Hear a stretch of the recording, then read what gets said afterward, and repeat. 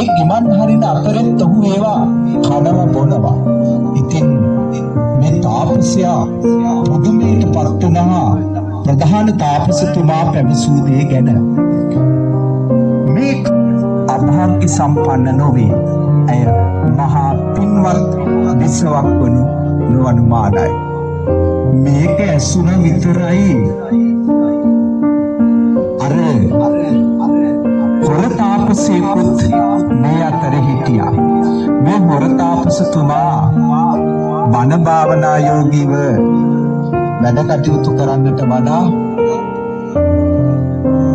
කන්න බොන්න තමයි ඔහුගේ හිත. බලන්න